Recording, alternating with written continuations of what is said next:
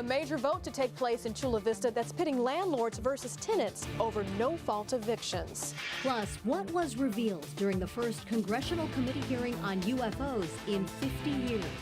A defendant appears in court and tells the judge having to register as a sex offender is like a death sentence. SDG&E is proposing a double-digit rate hike. How the company is responding. And the robotic chef that can now taste the food it cooks. CBS 8 News Live at 6 starts now. Tonight, the Chula Vista City Council is considering an ordinance that would give renters more protections in the event of an eviction. Good evening. Thanks for joining us. I'm Marcella Lee. I'm Carlo Cicchetto. The new ordinance would extend the time a tenant has to vacate a property to 60 days. It's a 20-page long ordinance that's pitting tenants against landlords. CBS 8's Heather Hope joins us live now outside the meeting with the very latest. Heather? Yes, that meeting been underway for at least an hour now, and now they're in the public comment section of the meeting where you're hearing a lot of people on any topic be able to voice their opinion. So they haven't gotten to that portion yet to talk about the ordinance, nor have they even come close to doing a vote. We're just outside by the steps where you had a rally take place right ahead of the meeting where you had landlords with their signs as well as renters out here, pitting them both against each other with some very strong viewpoints. Human right, fight, fight, fight. Housing is a human right. Tenants and members of the Alliance of Californians for Community Empowerment San Diego chanted ahead of the Chula Vista City Council meeting. The group feels the city's ordinance that allows for renter protections and no-fault evictions doesn't go far enough. My family was evicted at the peak of the pandemic, even though we followed the rules, paid our rent. Gabriel Guzman says he and his family were homeless for a month. Both he and his wife lost their jobs. Now the Marine veteran says he risks being homeless again. We were lucky to find a new home. But now I'm facing a secondary eviction based on a 60-day notice. And it's not that we won't move out, but we need enough time. The Chula Vista City Council will vote on the ordinance that will require a landlord needs to give more than 30 days notice in a no-fault eviction and show a just cause for tenants to move out, such as a substantial repair or moving a family member in. A lot of red tape in this ordinance. Richard Discoli of the Pacific Southwest Association of Realtors says the city needs to vote against the ordinance. We don't want homeowners to be impacted by an ordinance that's overreaching and that there's no information yet, determining that it's needed. Although the ordinance says it will not impact single-family units, Discoli says the language would apply and the city needs to do more research and put together a better program to help renters.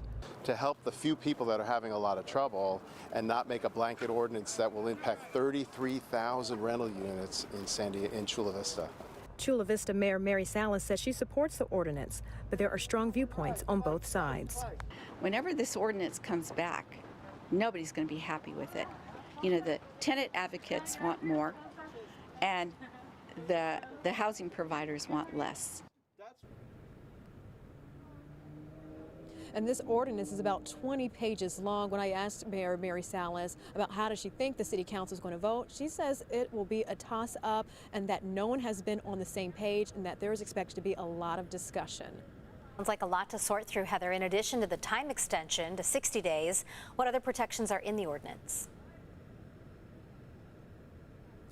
The mayor also said that there would be a cushion for renters, so in the event that they would be evicted, be it their fault or not, that there would be a paid leave. In the same way there's been this additional money to help out those who haven't been able to pay their rent, that there would be some additional state funding to help those renters who can't find a place just yet in order to pay for them. But then there's a question on the other side, what will the landlords be able to get out of this deal? So a lot to sort out if this ordinance moves forward tonight. Trying to help tenants bridge that gap and landlords be able to have some control of their property is a delicate balance. Thanks so much, Heather. A final approval tonight by the San Diego City Council when it comes to short-term rentals. The law will cap whole home rentals at 1% of the city's total housing units. That's 540,000 units total. Homeowners renting out their home for more than 20 days a year will have to go through a lottery-type system to get a rental license. The rules were approved by the council last year but needed the approval of the Coastal Commission.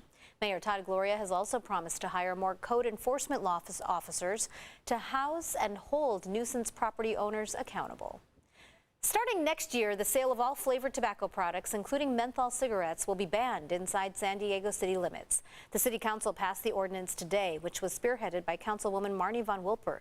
Several other cities in the county have passed similar ordinances, and a statewide referendum on the issue that you'll get to decide on will be on the November ballot. Supporters of the ban say flavored cigarette and e-cigarette products are marketed to kids. San Diego's ban takes effect on January 1st, 2023.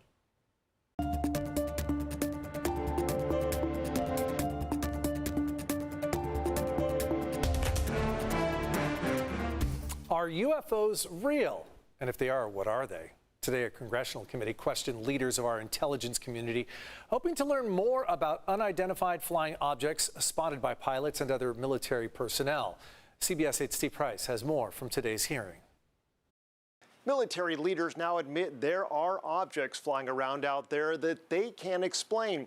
Their concern isn't that aliens are about to land on Earth, but instead our enemies have a technology that we don't understand.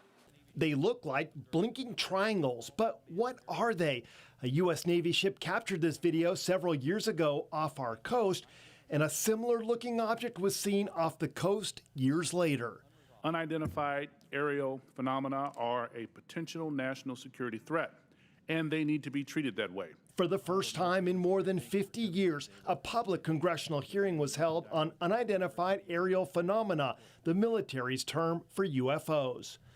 UAPs are unexplained, it's true, but they are real. They need to be investigated, and many threats they pose need to be mitigated. It's hard to say just how many UAPs have been seen because for years, pilots and military personnel were afraid to tell others what they saw. For too long, the stigma associated with UAPs has gotten in the way of good intelligence analysis. Pilots avoided reporting or were laughed at when they did. But now times have changed and reporting is being encouraged to protect national security.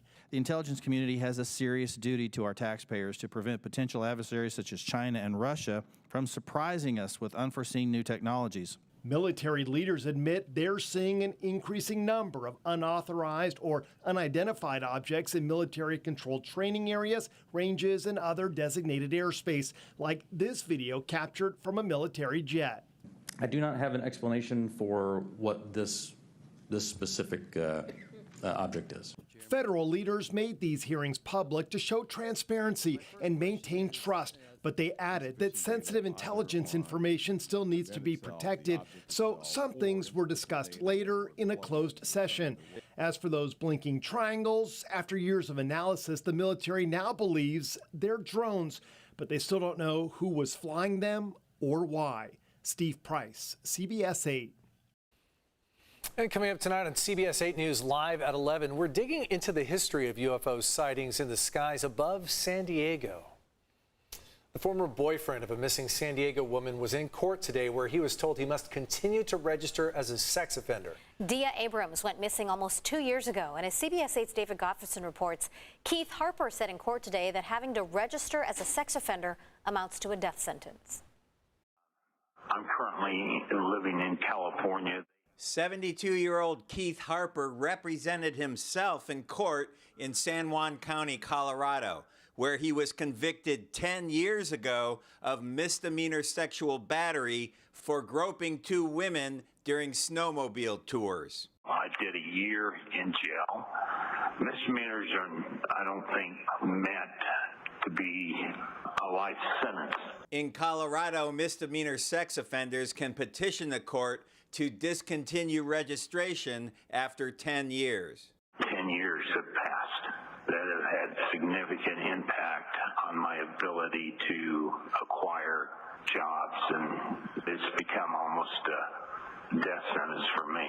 For at least the past 2 years, Harper has been living in California on the Bonita Vista Ranch near Idlewild. He was the boyfriend of the ranch owner, former La Jolla resident Dia Abrams, who mysteriously went missing from the ranch in June 2020 and has not been found. A second woman, Jody Newkirk, died on the ranch in December of last year, in an incident reported by Harper as an ATV rollover accident. Newkirk's official cause of death and autopsy have been sealed as part of Riverside Sheriff's ongoing investigation. We're not there yet, and we won't be there until 2025. Back in Colorado court, the district attorney opposed Harper's petition because while he was convicted of the misdemeanor sex offenses in 2012, he appealed his conviction, taking years, and didn't actually get released from a one-year jail sentence until 2015. Based upon the statute, the 10 years is not ran. The Colorado judge ruled he can't petition to discontinue his sex offender registration until 2025. I'm going to deny it. I'll write a formal denial within the next 30 days.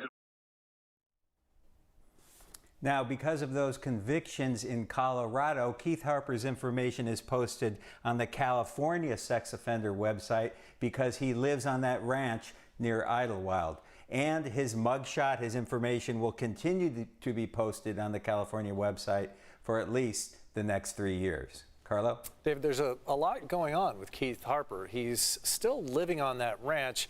What's going on with the investigation into the cases of those 2 women? I emailed the Riverside Sheriff's Department today for more information on those investigations, but they did not respond to my email. Meanwhile, the children of that missing woman, Dia Abrams, continue their fight in court to get Harper removed as trustee of that estate, that ranch up in Idlewild. That probate trial has been continued several times now, and it was just continued again. And that trial in probate court in Palm Springs is now set for September of this year. David, you've been following this saga very closely. We know that you'll bring us any new developments. Thanks, David.